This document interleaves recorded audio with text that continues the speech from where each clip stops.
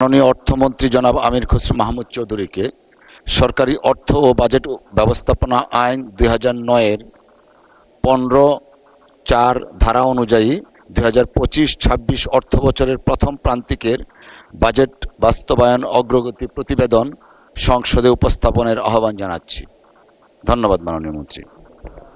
মাননীয় স্পিকার, আপনাকে অসংখ্য ধন্যবাদ। মাননীয় স্পিকার, আমি আমির খসরু মাহমুদ চৌধুরী, অর্থমন্ত্রী, সরকারি অর্থ ও বাজেট ব্যবস্থাপনা আইন 2009-এর 15(4) ধারা অনুযায়ী 2025-26 অর্থবছরের প্রথম প্রান্তিক জুলাই সেপ্টেম্বর এর বাজেট বাস্তবায়ন অগ্রগতি প্রতিবেদন আপনার মাধ্যমে এই মহান সংসদে উপস্থাপন করছি।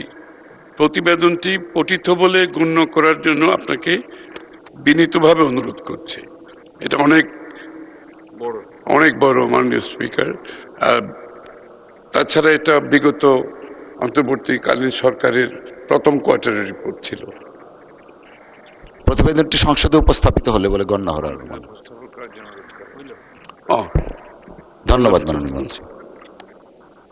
সংসদে উপস্থাপন করছি। মাননীয় উপস্থাপিত হয়েছে মাননীয় মন্ত্রী। ধন্যবাদ আপনাকে। ধন্যবাদ। ধন্যবাদ।